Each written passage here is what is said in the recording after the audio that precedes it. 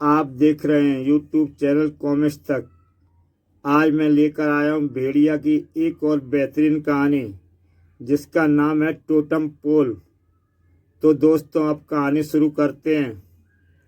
भेड़िया द्वारा वन्य प्राणियों के संरक्षण और आदिवासियों की सुरक्षा के निस्वार्थ कारनामों के कारण वह कई कबीलों के दिलों में बस गया। उन सबने एक मत होकर भेड़िया का अपना इष्ट देव मान लिया है और आज गांव-गांव में लग रहे हैं भेड़िया के मुखौटे वाले पुतले जिन्हें कहते हैं टोटम पोल। इस मुख्य आदिवासी कबीले कोकड़ भोड़ू में भी इस मौके पर सारा कबीला उत्साहित होकर उत्सव मना रहा है और नाच गा रहा है। हर्ष का वातावरण कबीले वासियों के किलकारियों से ठुमक रहा है। परंतु एक व्यक्ति यह सब देख दांत पीस रहा था। मूर्ख आदिवासी! वह विचित्र शख्स एक पेड़ की डाल पर से गांव का नजारा देख रहा था।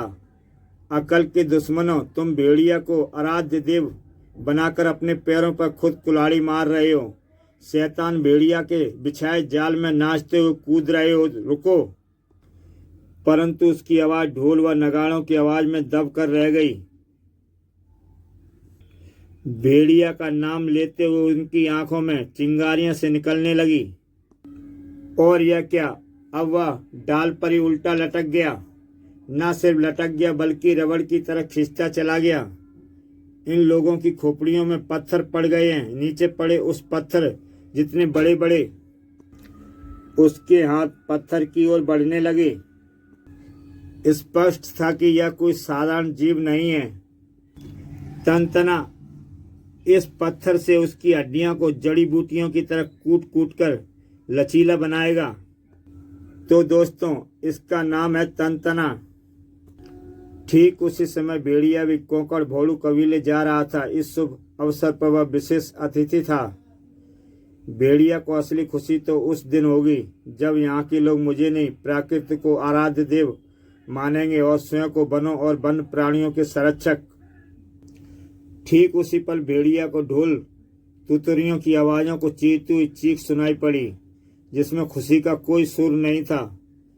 हाथी की चिंगाड़ की आवाज, गुस्से में भरा पगलाया हाथी। भेड़िए के लंबे कानों ने उस हाथी की दिशा तथा दूरी बता दी। मगर वह हाथी नहीं, एक विशाल हथनी थी जो क्रोध से पागल हुई जा रही थी। ओह, उसका मुंह तो कोकड़ कबीले की ओर हो गया है। इसे ना रोका गया तो गजब हो जाएगा। भेड़िया उस पागल हथनी के आगे जा कूदा और यह तो पूरे कबीले को तहस नहस करेगी। उत्सव मनाने के एकमात्र हुए आदिवासियों को रौंद डालेगी। पागल हाथी का बल दुगना होता है। उसने भेड़िया को नीचे पटका। हथनी पीछे हटी, फिर भेड़िया को पैरों तले रौंदने के लिए आगे बढ़ा। उसकी छाती पर मौत की मोहर लगाने को तैयार। बचो भेड़िया! भेड़िया ने फुर्ती से काम लिया। हथनी का पैर नीचे आने से पहले ही वह पूंछ को रोल करके एक ही कलाबाजी में उछलकर पेड़ की डाली से लटक गया। पहले इसे कबीले के रास्ते से हटाकर दूसरी ओर ले जाना चाहिए और उसका क्रोध मेरे ऊपर केंद्रित हो गया है। भेड़िया ने नीचे कूदकर पेड़ों के बीच से दौड़ना शुरू कर दिया। क्रोध से चिगाड़ती हथनी उसके पीछा करने लगी। थकने पर गुस्सा कम हो जाता है। जिंदगी और मौत की आंख मिचौली के खेल के बीच सामने कुछ देखकर भेड़िया चौंका। हाथी का बच्चा किसी शिकारी के फंदे में फंस गया है। अब समझ में आ गया हथनी के पागल हो जाने का कारण। भेड़िया एक ही फलांग में वहां आ पहुंचा। भेड़िया ने देखते ही देखते फंदा तोड़ डाला। फंदा तो किसी शिकारी ने डाल रखा होगा, परंतु उसके सिर पर वह पत्थर किस दरिंदे ने मारा है।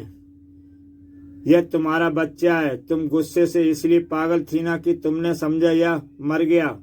यह मरा नहीं, जख्मी है। देखभाल से ठीक हो जाएगा। लो संभालो। हथनी भी पीछे आकर खड़ी हो गई थी। अब वह भेड़िया पे आक्रमण नहीं कर रही थी। तभी कुछ देखकर भेड़िया चौंक पड़ा। ये क्या है? कैसा निशान है ये? इस पेड़ पर चढ़े उस विचित्र हस्ती के हाथ पत्थर पकड़े पेंडुलम की तरह झूल रहे थे। अब शुरू हुआ तंतना का खेल। हर पींग के साथ पींग का दायरा बढ़ता जा रहा था। हर खतरे से बेखबर गांव की ओर दौड़ा आ रहा था भेड़िया। हाथी के बच्चे को पत्थर किसने मारा होगा? भेड़िया की बात का जवाब तंतना के रूप में वहां मौजूद था। यह गया तंतना का दूत। तंतना ने इस आखिरी सुंग में पत्थर को निशाने की ओर फेंक दिया। गांव में प्रवेश करते भेड़िया को सर सराता हुआ अतीत आता प्रतीत हुआ। बिल्कुल वैसा ही पत्थर जैसे हाथी के बच्चे के पास पड़ा था। ओह पत्थर! भेड़िया का सिर पीछे हटा मगर जोरदार ठंड की आवाज हुई और भेड़िया का सिर उसके पैरों के पास आ गिरा। तंतना विजयनाद कर उठा। पहला ही निशाना कैसा सटीक लगा। भेड़िया का सिर उड़ गया। वे अचानक और नाचता हुआ एक आदिवासी हलक फाड़कर चीख उठा, भेड़िया! फिर सबने देखा ये कैसे हो गया। घोर अपशगुन हुआ है। अब क्या होगा? आदिवासी अनिष्टा की आशंका से कांप उठे। तभी भेड़िया ने वहां प्रवेश किया और अपना सिर हाथ में उठाए। मित्रों, आप चिंता न करें, कोई अपशगुन नहीं हुआ, क्योंकि यह सिर स्वयं नहीं टूटा है। किसी शत्रु ने मेरे देखते देखते पत्थर मारकर तोड़ गिराया है। किसने ऐसा किया? नीच काम किया है। किसने तोड़ा भेड़िया का टोटम पोल का सिर? टोटम पोल कबीले के कलाकृति का उत्कृष्ट नमूना होता था। टोटम पोल का भेड़िया मुख हुबहू भेड़िया जैसा बना था, जैसे कि अभी अभी बोल पड़ेगा। मुखिया, यही तो अब मुझे पता करना है कि यह नापाक हरकत किसकी है। उसे केवल इसी की सजा नहीं देनी है, बल्कि उसने एक हथनी के बच्चे का सिर फोड़कर उस हथनी को भी पागल करने की कोशिश की है, ताकि टोटम पोल उत्सव में आतंक मचा सके। वह तो तेरे लिए सिर्फ एक चेतावनी थी भेड़िया। जंगल में आतंक और मातम तो अब मनेगा। कबीले पर भेड़िया का इस चिन्ह का मतलब है कि यह कबीला भेड़िया की सुरक्षा में है। मैं इस सुरक्षा चिन्ह को यहाँ से हटाकर इसके टुकड़े टुकड़े कर दूंगा। भेड़िया के सुरक्षा चिन्ह को नष्ट करके अभी वह पलटा ही था कि तभी टुकड़े टुकड़े अब हम तेरे जिस्म के करके उसी जगह पर गाड़ देंगे जहां तूने इस पवित्र चिन्ह को तोड़ा है। तो फिर चुपचाप खड़े न रहो। मेरे टुकड़े टुकड़े करने के लिए अपने हथियारों को कष्ट दो। जैसे ही जंगलियों के भाले आए, उसने अपने शरीर को लचीलेपन से झुका लिया और फिर देखो मजा। तंतना पहिए की शक्ल में रोल होता चला गया और फिर तंतना ने एक अजीबोगरीबो हरकत कर दी। पहिया बना तंतना एक झटके के साथ उन जंगलियों के चेहरे पर ऐसे खुला जैसे रबड़ के छल्ले को खींचकर छोड़ दिया गया हो। उतनी तेजी व शक्ति के साथ वह उन लोगों से टकराया था जितनी तेजी के साथ हवा में छूटा रबड़ का छल्ला टकराया है। वो दोनों हाथों से पेड़ के तने को पकड़कर उसके चारों ओर ऐसे लिपटा चला गया जैसे सुहागन को चूड़ियां पहना दी गई हों, और फिर एक झटके के साथ ऐसे खुलता चला गया जैसे कोई सुहागन अचानक विधवा हो गई हो और उसने चूड़ियां फर्श पर मार मार कर तोड़ डाली हों। और जंगलियों को तंतना की ये हरकतें भारी पड़ रही थीं। तंतना के ओठों पर भयानक अट्ठास उबल पड़ा। मेरा मुकाबला कोई नहीं कर सकता। मैं तुम्हारे इष्ट देव भेड़िया की भी कमर तोड़कर उसका सिर अपने कदमों में झुकाने पर मजबूर कर दूंगा, मगर फिलहाल तो मैं तुम्हारा कबीला नष्ट करूंगा। तुम्हारे बाद अंगरू कबीले की बारी है। भेड़िया की सुरक्षा का चिन्ह जिस भी कबीले को मिला होगा, मैं उसे तबाह कर वह बर्बाद कर डालूंगा। आज से हर कबीले पर भेड़िया की सुरक्षा का चिन्ह नहीं बल्कि बर्बादी का मेरा दिया हुआ निशाना लगेगा। जो सारे जंगल को तंतना की याद कराएगा। भेड़िया की निगाहों के सामने से होकर गुजरा वह दृश्य। किसने की है ये बर्बादी, किसने दिया है अपनी मौत को निमंत्रण। वह अपना नाम तंतना बताता था, भेड़िया। उसका शरीर रबड़ की तरह खिंचकर लंबा हो जाता था। अपनी तबाही व बर्बादी का निशान छोड़ गया है वो भेड़िया। ओह, ये निशान तो वैसा ही है जैसे उस हाथी के बच्चे के पास और बाद में मेरे क्षतिग्रस्त कर दिए गए टोटम पोल वाली जगह पर मिले थे। यानी ये काम भी मेरे उस दुश्मन का काम है। मगर आखिर तंतना कौन है? मुझसे उसकी क्या दुश्मनी हो सकती है? मुझे अपनी गश्त तेज करनी होगी।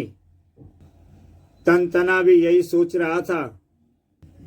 मुझे अपनी कार्रवाई तेज करनी होगी।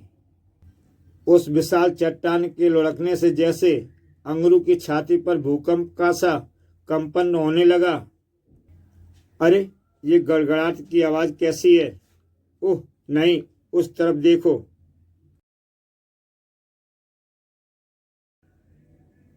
पल भर में ही अंगरू कबीले में आतंक मच गया। कबीला खाली कर दो, कबीला खाली कर दो। लेकिन कबीले को फौरन खाली कर देना संभव नहीं था, क्योंकि क्या हुआ है उसकी समझने में जितना समय लग जाने वाला था उतने समय में तो वह चट्टान आकर कबीले में मौत की तबाही मचा देने वाली थी। चट्टान झोपड़ियों की ओर बढ़ रही थी, मगर ऐन वक्त पर उस चट्टान को उन दो हाथों ने संभाल लिया। रुक जा तबाही के दूत। वे सशक्त हाथ भेड़िया के थे। इस चट्टान के नीचे भाले धंसाकर इसके आगे भालों की दीवार बना दो ताकि ये चट्टान अब और नीचे ना लुढ़क पाए। ऐसी कितनी दीवारें बनाओगे भेड़िया? तंतना भेड़िया के बारे में सोच रहा था। भेड़िया ने चौंक कर सिर उठाया। ओह, एक और चट्टान लुढ़क पड़ी है। भेड़िया ने थाम लिया उसे भी। ये चट्टानें अपने आप कैसे लुढ़क रही हैं? मगर चट्टान तो एक और लुढ़क आई। ओह, एक और चट्टान। नहीं, ये चट्टानें अपने आप नहीं लुढ़क रही, बल्कि इन्हें लुढ़काया जा रहा है। इस बार भेड़िया की दौड़ से अधिक तेजी रही थी चट्टान के लुढ़कने की गति। और नहीं, इस बार भेड़िया की हीरे सी चमकती आंखों को दिखाई पड़ गया दुश्मन। अंगरू कबीले में यह तबाही भी तंतना फैला रहा है, मगर अब मैं इसे और उत्पात नहीं मचाने दूंगा।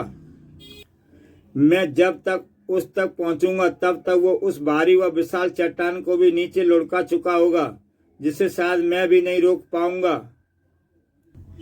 इसलिए मैं उस तक नहीं पहुंचूंगा। उस तक पहुंचेगी मेरी पूंछ, जो उसे मेरे पास खींच लाएगी। और तंतना भेड़िया के पास आ गिरा। लेकिन ये क्या, तंतना को जैसे ही पूंछ ने जमीन पर पटका वो बाउंस हो गया। मुझ पर तेरी हुकूमत नहीं चलेगी भेड़िया। ओह, ये तो रबड़ की गेंद की तरह उछल गया। ना सिर्फ उछल गया हूँ भेड़िया, बल्कि देख कि इस प्रकार उछलने के बाद जब मैं वापस आता हूँ तो अपने दुश्मन को दिन में भी तारे दिखा देता हूँ। धाड़। और अब मैं उस चट्टान को नीचे लुढ़काने जाता हूँ जो पूरे कबीले को तबाह कर देगी। नहीं, मैं तुझे ऐसा नहीं करने दूंगा। मगर भेड़िया की आंखें ठीक उसी प्रकार हैरानी से चौड़ी होती रहीं जिस प्रकार तंतना की वह टांग खींचकर लंबी होती चली गई। ओह, ये तो रबड़ की तरह खिंच गया। भेड़िया ने उसे ना छोड़ा, जिस परिणाम में भेड़िया को थोड़ा मुश्किल में डालने वाला रहा, क्योंकि अचानक ही तंतना ने अपने खिंचे हुए शरीर को ढीला छोड़ दिया और पटाख से उसका सारा शरीर भेड़िया से आ टकराया। तंतना उसकी पकड़ से आजाद हो गया और मनमानी करने से बाज न आया। भेड़िया के देखते ही देखते पूरा कबीला तहस नहस होता चला गया। भेड़िया झोपड़ियों को तबाह होने से न रोक पाया। दूसरे ही पल, और यह है तंतना द्वारा मचाई गई इस तबाही का निशान, जो इस बात का प्रतीक है भेड़िया की तंतना भेड़िया से भी छेद कर सकता है, इसलिए भेड़िया के सुरक्षा चिन्ह को हटा दो। भेड़िया ने तंतना द्वारा फेंके गए तबाही के निशान को अपनी छाती में से खींचकर निकाला। उफ, मुझसे इसकी दुश्मनी की क्या वजह हो सकती है? मगर वजह बताने के लिए फिलहाल तंतना अब वहां मौजूद नहीं था। वजह जो भी रही हो, तंतना पर तो भेड़िया शब्द का ही पागलपन सवार था। भेड़िए जंगली भेड़ियों, जिन्हें भेड़िया अपना अनुयायी कहता है, वह दृश्य भेड़िया के तन बदन पर आग लगा देने वाला था। मेरे अनुयायी भेड़िया, किसने मारा है इन्हें? और तबाही का निशान, इसका मतलब इन्हें भी तंतना ने मारा है। इनकी हत्या गला घोंट कर की गई है लगती है। तंतना का हाथ लंबा होकर फांसी के फंदों में बदल गया। अब देर थी तो केवल एक झटका देने की। टोटम पोल उत्सव मनाते एक दूसरे कबीले जक्कन में। हे भेड़िया देवता, हमारी रक्षा करना। तुम्हारी रक्षा जरूर करेगा, मगर भेड़िया देवता नहीं, बल्कि मैं यानी तंतना। इसलिए टोटम पोल भेड़िया के नहीं, तंतना के बनाओ। खत्म कर दो इस शैतान को। साए साए कर चले तीर और भाले, मगर रबड़ के गुड्डे को उनसे बचने में भला कितनी देर लगनी थी। अपने पांव को दो वृक्षों के बीच गुलेल की तरह बांधकर तंतना ने जंगलियों पर पत्थरों की वर्षा कर दी। जंगलियों के सिर फूटने लगे। तंतना का शरीर खिंचता गया और झरने तक जा पहुंचा। अभी तक जो झरना खाई में गिर रहा था, तंतना ने उसका रुख कबीले की तरफ मोड़ दिया।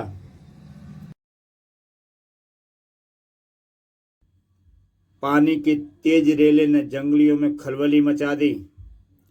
ये तो पूरे कबीले को तहस नहस किए दे रहे हैं। ग्लुप, हा हा हा हा। अपने कबीले से भेड़ियों की सुरक्षा का निशान हटा दो तो मैं ये तबाही रोक दूंगा। विवश आदिवासी, और क्या करते भी क्या। ये लो तंतना, हम भेड़िया का निशान हटा देते हैं, तुम ये तबाही रोक दो। मगर भेड़िया ने वो मार्क ऐसे ही वहां स्थापित नहीं किए थे। ये चिन्ह नहीं हटेंगे। हटेगा तो ये शैतान तंतना, जिसे इस मसाल की गर्मी यहाँ से हटाएगी। ओह, मुझे भेड़िया की इस हरकत का मजा उसे चखाना होगा। तंतना ने अपने जिस्म को थोड़ा समेट लिया, जिससे भेड़िया पानी की बौछार से ना उठा। तंतना ने बाकी जिस्म का एक टांग को समेट लिया, मगर एक टांग लंबी करके भेड़िया की गर्दन जकड़ ली। भेड़िया, अब तेरा दम यहीं पर निकाल दूंगा, जैसे तेरे अनुयायी भेड़ियों का निकाला था। उफ, इसकी टांग रबड़ की तरह मेरी गर्दन के चारों ओर लिपट कर मेरा दम घोंटने पर तुली है। मगर मेरे तीक्ष्ण नाखून कब काम आएंगे? तंतना की चीख निकल आई। तंतना ने अपनी टांग को तीव्रतम शक्ति के साथ वापस खींचा, तो उसके साथ ही खींचता चला गया भेड़िया भी। तंतना ने अपनी टांगों को रबड़ की तार की तरह घुमाकर भेड़ियों को जमीन पर पटक मारा। उठकर खड़ा ही हुआ था भेड़िया की तंतना ने दो वृक्षों पर झूल गया। और भेड़िया, लोग गुलेल में पत्थर रखते हैं, मगर तू तंतना नाम की इस गुलेल में खुद पत्थर का काम करेगा। ये देख ऐसे।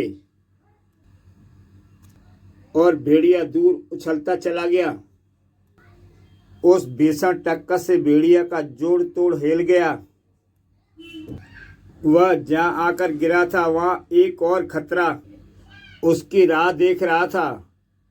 इसका शरीर इतना लचीला कैसे है? उफ। मगर फिलहाल उस खतरे से भेड़िया पूंछ लंबी करके बच निकला। तंतना की हरकतों पर काबू करने की एक योजना मेरे दिमाग में आ रही है।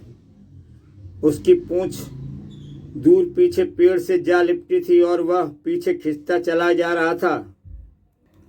उसी पल भेड़िया को आकाश में तीव्र सड़सड़ाहट सुनाई दी। ओह!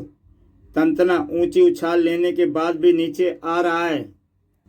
भेड़िया के पास संभलने का समय नहीं था, मगर भेड़िया ने इस बार तंतना को अपने कंधों से वापस उछलने नहीं दिया। तंतना, अब मैं तेरी जो हालत करूंगा उससे तुझे बहुत दर्द होगा। उसकी टांगों को दबोचकर भेड़िया वृक्ष की उस शाखा पर झपटा और तेरे जिस्म का लचीलापन भी मेरी लगाई इस गांठ को खोल नहीं पाएगा तंतना। अब जितना चाहे अपने जिस्म को खींच तंतना। भेड़िया ने दूसरे वृक्ष से बांध दी उसकी दोनों बाहें भी। अब मैं कसकर तेरी धुलाई कर सकता हूँ। अब तू चीख चीख कर अपनी दुश्मनी की मुझे वजह बताएगा। भेड़िया की इस कैद में तड़प उठा तंतना, चीख पड़ा, हाँ बताऊंगा दुश्मनी की वो वजह। तू ही है भेड़िया, तेरा वह देवता रूप है जिसे सब जंगलवासी पूजते हैं। मेरे माता पिता भी पूजते थे। माँ, ये किसका निशान है, कैसा है? ये भेड़िया की सुरक्षा का चिन्ह है टीटू। हाँ बेटे, इसके रहते कोई भी इस कबीले की ओर बुरी नज़र निगाहें नहीं डाल सकता, और अगर कोई ऐसा करेगा तो महान देवता भेड़िया उसे खतरनाक दंड देंगे। ये देवता का निशान है, इससे प्रणाम कर बेटा।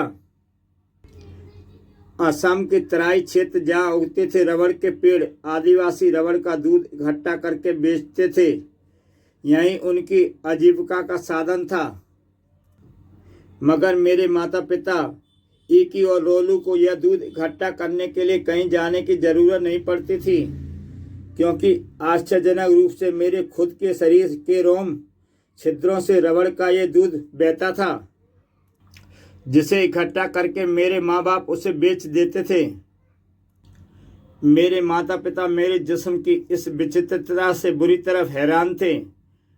टीटू पर रबड़ के वृक्ष देव की कृपा है। बचपन में हम जब इसे रबड़ के वृक्ष के नीचे सुलाकर जाते थे तो वापस आने पर इसके मुंह पर रबड़ का दूध टपका देखकर हैरान होते थे।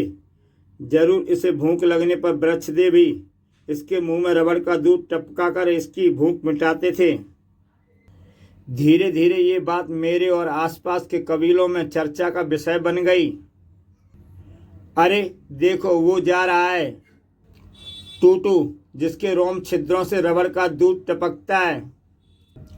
रबड़ के दूध से चूंकि रबड़ बनता था, इसलिए इसकी शहर में काफ़ी मांग थी और ये बहुत महंगा भी बिकता था। हम कबीले वालों से रबड़ का दूध इकट्ठा करके ठेकेदार से चोरी छिपे शहर पहुंचाने का काम करता था। टोली तक भी पहुंच गई मेरी चर्चा। उस रात टोली ने अपने आदमियों का साथ मेरे परिवार पर धावा बोल दिया। पकड़ लो टूटू को। ये क्या हरकत है टोली? मुझे टूटू के लिए तस्करों से मोटी रकम मिली है। वो टूटू के शरीर पर प्रयोग करेंगे। मैं टूटू को लेने आया हूँ। अगर तुम दोनों ने गड़बड़ की तो तुम्हें ख़त्म कर दूंगा। यह देखकर मेरे पिता गुस्से से पागल होकर टोली के आदमी पर झपट पड़े। शैतान, तुझे भेड़िया देव का भी खौफ नहीं रहा। अब तू यहाँ से जिंदा बचकर नहीं जाएगा टोली। मगर तभी टोली के फेंके भाले ने मेरे पिता को चीखने पर विवश कर दिया। ओह नहीं! खूंखार नजरों से मुझे घूरते टोली ने मुझ पर भी भाले का प्रहार किया, मगर मुझे बचाने को वहाँ वार आप अपनी छाती पर मेरी माँ ले बैठी। नहीं माँ, जा बेटा जा, भेड़िया को पुकार, वो आएगा, वो इन शैतानों को मारेगा। मैं जैसे क्रोध से पागल हो गया। अकेला मैं उनका कुछ भी नहीं बिगाड़ सकता। मैं जंगलों में पागलों की तरह भेड़िया भेड़िया चिल्लाता फिरा, क्योंकि माँ कहती थी ना कि भेड़िया देवता है, दुखियों और मुसीबत में फंसे लोगों की मदद को आ जाता है। मगर भेड़िया न आया। कबीले के लोगों ने टोली और उनके आदमियों का मुकाबला करने की चेष्टा की तो मेरे रास्ते में जो भी आएगा मैं उसे ख़त्म कर दूंगा। टोली और उसके आदमियों ने यमदूत की तरह मुझे घेर लिया और कबीले में आग लगा दी। अब तू बचकर कहाँ जाएगा टूटू? तेरा सौदा मैंने 10,000 रुपये में किया है। अब तक मुझे भेड़िया के अस्तित्व पर अविश्वास हो चुका था। मुझे लगा कि अब मैं कुछ ना किया तो टोनी मनमानी कर जाएगा। बस इस विचार ने मेरे जिस्म में बिजली भर दी। मगर तभी मैंने अपने जिस्म में एक आश्चर्यजनक देखा। मैंने उनके घेरे से निकलने के लिए छलांग लगाई तो मेरा जिस्म जमीन से टकराकर गेट की तरह कई कई बार उछला। ओह, ये क्या? मैं गेंद की तरह उछल रहा हूँ। टोली और उसके आदमियों ने अपने अपने भाले मेरी ओर उछाले फेंके, मगर मैं आश्चर्यजनक रूप से उछल उछल कर बच गया। अरे, ये तो बचता जा रहा है। मेरे जहन में तो नफरत और बदले की आग भड़क उठ रही थी। मैं चीते की तरह उन पर टूट पड़ा। मैंने अपने हाथ को हंटर की तरफ फटकारा तो टोली के आदमियों के मुंह से चीखें निकल आईं। मेरे हाथ इतने लचीला होकर उनसे टकराया था जैसे रबड़। अब मैं बंदरों की तरह वृक्ष पर झूल सकता था। ओह! टोनी तथा उनके शेष आदमी मेरा यह रूप देखकर डर गए। तभी मैंने जाना कि मेरे शरीर खिंच भी सकता है, मगर मैंने उन्हें भागने न दिया। हत्यारों, तुम्हें भी अब टूटू जिंदा नहीं छोड़ेगा। मैंने लाशें बिछा दी उनकी। तंतना ने अपनी बात खत्म की। भेड़िया, अगर तुम देवता थे तो उस वक्त जरूर वहां पहुंचते जब वो हत्यारे मेरे माता पिता मुझ पर और पूरे कबीले पर जुल्म ढाने आए थे। बोलो भेड़िया देवता, चुप क्यों हो? सच तो ये है तंतना कि मैं कोई देवता नहीं, मैं केवल रक्षक हूँ, जंगल का रक्षक। और जंगल इतना बड़ा है कि मैं हर मुसीबत ज़्यादा व्यक्ति तक पहुँच ही नहीं जाऊँ। ये जरूरी नहीं, मगर इसका मतलब ये नहीं बदले की आग में जलकर तुम खुद ही जंगल के कानून को भंग करने में जुट जाओ। तुम्हें जंगल का कानून भंग करने की सजा जरूर मिलेगी तंतना। तब तक मुखिया और कबीले वाले भी वहां पहुंच चुके थे। भेड़िया व तंतना के चारों ओर लग चुकी थी उग्र जंगलियों की भीड़। भेड़िया, इस शैतान को हमारे हवाले कर दो, हम इसे वहीं गाड़ देंगे जहां इसने तुम्हारा टोटम पोल तोड़ा है। इधर तंतना अपनी बाजुओं व टांगों को कैद मुक्त करने में सफल हो रहा था। तभी तंतना का लचीला जिस्म उस कैद से आजाद होकर उछला। मेरा कोई कुछ नहीं बिगाड़ सकता, मैं फिर आऊंगा भेड़िया। भेड़िया को तैयार रहना था उससे एक और लड़ाई के लिए जो ना जाने कब होने वाली थी। इसी के साथ दोस्तों ये कहानी समाप्त होती है। ऐसी ही बेहतरीन कहानियाँ देखने के लिए मेरा YouTube चैनल सब्सक्राइब करें और देखें एक से एक बेहतरीन कहानियाँ। तो दोस्तों, कल फिर मिलता हूँ एक नई कहानी के साथ।